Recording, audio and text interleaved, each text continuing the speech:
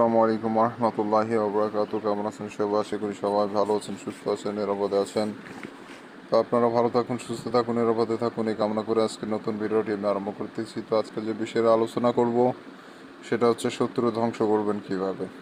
তো আপনি আপনার চরম শত্রুকে কিভাবে ধ্বংস করবেন, শাস্তি দিবেন, সে বিষয় নিয়ে আলোচনা করব আজকের এই ভিডিওর মাধ্যমে। তো এই নকশার মাধ্যমে আপনারা আপনার নিজের শত্রুকে শেষ করে দিতে পারবেন। আপনারা নকশা দেখে বুঝতে পারছেন যেটা খুব পুরাতন একটি নকশা। তো এটা আদি নকশা, আমি আদি কিতাব থেকে সংগ্রহ করি আপনাদের মাঝে উপস্থাপিত করতেছি। তো এটা এতটা পুরাতন কিতাব যা আপনারা কল্পনাও করতে পারবেন না। তো আপনারা এটা সাধারণত ভালোভাবেই জানেন যে যেগুলো পুরাতন কিতাব ওগুলা অধিকাংশ কিতাবই কার্যকরী কিতাব, এবং ওগুলা নকশা দিয়ে 100% সফলতা অর্জন করা যায়। আর এখন কিন্তু বাজারে অনেক বই কিনতে পাওয়া যায়, অনেক তান্ত্রিক আছে যারা দেখতেছি আমি যে বাজারে 2 টাকার বই কিনে আইনে ভিডিও মানে তান্ত্রিক সাজে বসে আছে, অনেকে আছে। তো এদের প্রবচনা থেকে সবসময় সাবধানে থাকবেন, এবং যারা সঠিক তান্ত্রিক তাদের ভিডিও দেখে কাজ করবেন, ইনশাল্লাহ সফলতা অর্জন করে ফেলবেন। তো শত্রু জ্বালাতনে অনেকে অতিষ্ঠ হয়ে গেছেন।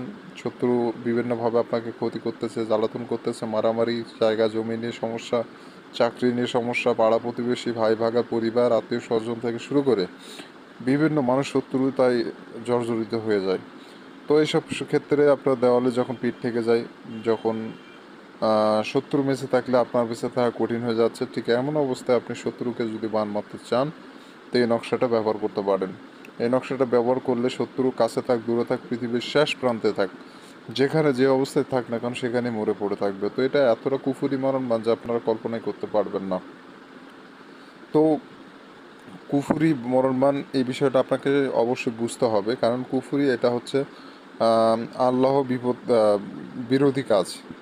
মানে ইসলাম এটাকে সায় দেয় না।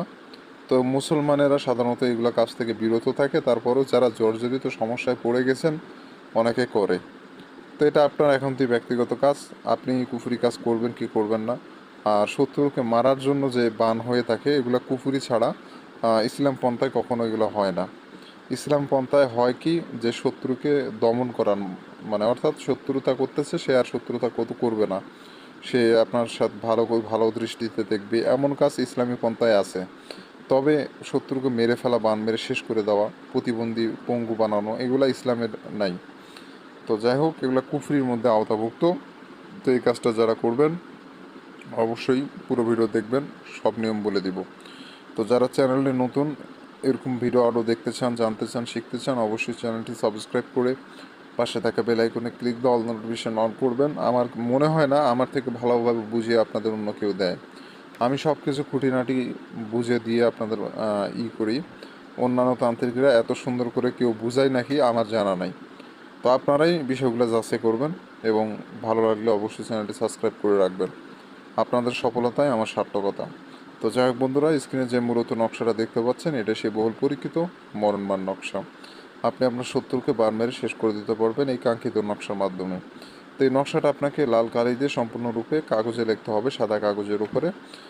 কোনো প্রকার তেরা ব্যাখ্যা করবেন না, যেভাবে আছে ঠিক একইভাবে আপনি সম্পূর্ণ নকশাটা অঙ্কন করে ফেলবেন। তো কোনো প্রকার চেঞ্জিং আনা যাবে না, যেভাবে আছে ঠিক ওইভাবে লিখতে হবে। প্রয়োজন হলে স্কেল ব্যবহার করতে পারেন, বিভিন্ন সরঞ্জাম ব্যবহার করে আপনি ওই রকমভাবে নকশাটা অঙ্কন করে ফেলবেন। তো নকশা অঙ্কন যখন করবেন দিনটা হতে হবে শুক্রবার। দিনটা অবশ্যই শুক্রবার অথবা শনিবার। শুক্রবার অথবা শনিবার এই 2 দিনে যে কোনো একদিনে আপনি কাজটি করতে পারবেন। শুক্রবারে যদি করেন তাহলে শুক্রবারে জুম্মার নামাজের পর করবেন, এবং যদি শনিবারে করেন তাহলে রাত 10টার পর, রাত 12টার আগে এই মধ্যবর্তী স্থানে আপনি কাজটি করবেন। আশা করি বুঝতে পেরেছেন। তো আপনি যখন নকশা লিখবেন আশেপাশে কেউ যেন না থাকে, নিরিবিলি জায়গা বসবেন, বসে সম্পূর্ণ নকশা আপনাকে লিখতে হবে। আশেপাশে কোনো মানুষ যেন না থাকে, বা নকশা লেখা অবস্থায় কারোর সাথে কোনো প্রকার কথাবার্তা বলা যাবে না। কোনো প্রকার কথা বলা যাবে না। এক ধ্যানে সম্পূর্ণ নকশা কমপ্লিট করবেন। তো এই নকশাটা মূলত আপনি অল্প সময়ের মধ্যে কমপ্লিট করার চেষ্টা করবেন। তো যত দেরি লাগাবেন তত কাজ না হওয়ার সম্ভাবনা বেশি। যত দ্রুত করবেন নকশাটা লেখার কাজ শেষ করবেন তত দ্রুত আপনার কাজ হওয়ার সম্ভাবনা রয়ে যায়, আর যত দেরি করবেন তত আপনার কাজ না হওয়ার সম্ভাবনা বেড়ে যায়।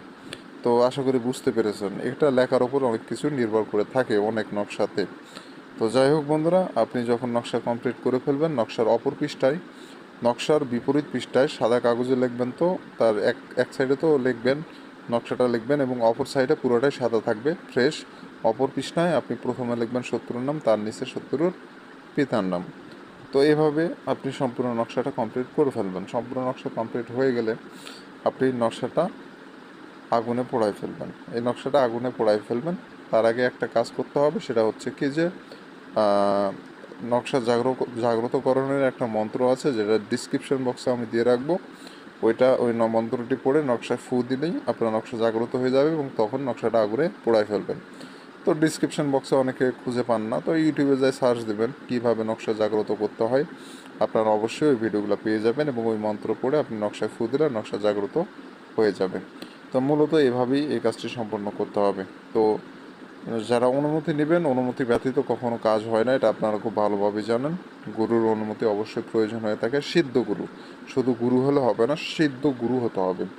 তো আপনার পরিচিত জন কোনো সিদ্ধ গুরু যদি থেকে থাকে তাহলে তার কাছে যাবেন এবং যা বলবেন যে বানের একটা কাজ করতে চাচ্ছি, আপনি আমাকে ইজাজত দেন, অনুমতি দেন। তার থেকে অনুমতি নিয়ে আপনি কাজটি করে ফেলবেন। আর যদি পরিচিত এমন কোনো সিদ্ধ গুরু না থাকে আপনার খোঁজে, সেক্ষেত্রে আমার থেকে অনুমতি নিতে পারেন। আমি কিন্তু সিদ্ধ একজন ব্যক্তি। তো আমার থেকে অনুমতি নেওয়ার জন্য যে সিস্টেমটা করতে হবে সেটা হচ্ছে কি যে আমার চ্যানেলটা সাবস্ক্রাইব করতে হবে এবং কমেন্টে আপনার নিজের নামটা লিখে দিয়ে যেতে হবে, তাহলে অনুমতিটা আমি দিয়ে দিব। আপনার নাম অবশ্যই জানা প্রয়োজন, কারণ নাম না জানলেও অনুমতি দেওয়া যায় না। অতএব আপনি চ্যানেল সাবস্ক্রাইব করবেন, কমেন্টের নাম লিখবেন, আপনি কাজ শুরু করে দিবেন। আমার মুখ থেকে অনুমতি নেওয়া লাগবে না। আপনাকে দুটো শর্ত দিয়েছি, শর্ত পূরণ করে আপনি কাজ করবেন, কাজ 100% সফলতা অর্জন হবে।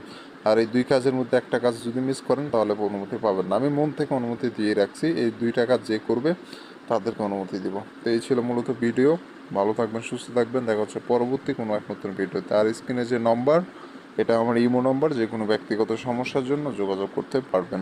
ধন্যবাদ সবাইকে।